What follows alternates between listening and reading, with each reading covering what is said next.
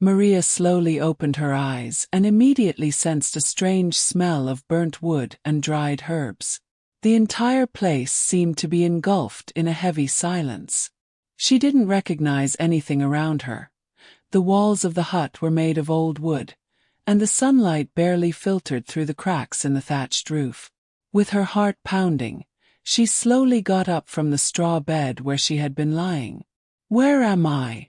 Maria thought, trying to remember how she had ended up there. The last thing she recalled was walking along the path that led up to the forest, searching for medicinal plants. Then everything went black. As she searched for answers, she heard the sound of light footsteps coming from behind her. She turned abruptly and froze in place. Standing before her was a tall man with hair as black as ebony and deep eyes shadowed by an inexplicable sadness.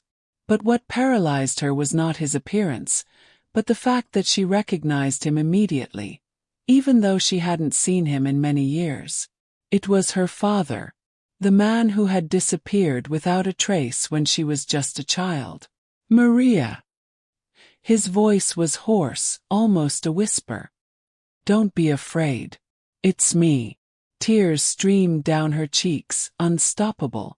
In a mix of shock and longing, Maria barely managed to utter, "Father!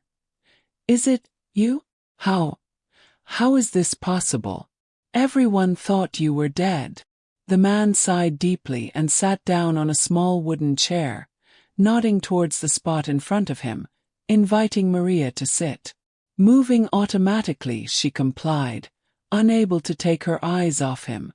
"Time has not been kind to me, Maria," he began, looking down as if the burden of the years spent away from her was too heavy to bear. "I was caught in an ancient curse, one that forced me to stay away from the world, away from you and your mother." Maria listened, every word from his mouth seeming unreal. "But where have you been? And why now? How did you manage to return?" Her father lifted his gaze, and his eyes met Maria's.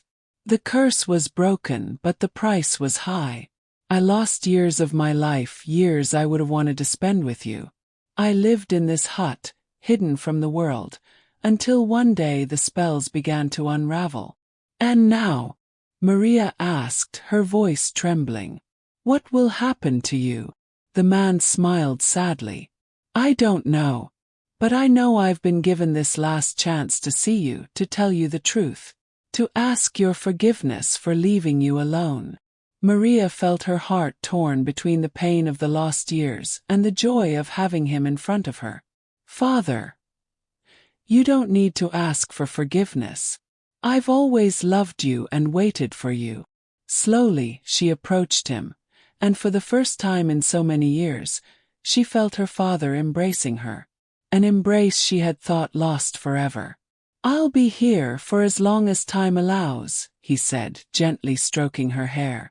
"And when the moment comes, I want you to know that I will leave in peace, knowing that you have grown into a strong and brave woman." Maria closed her eyes, letting the tears flow. For the first time in her life she felt complete.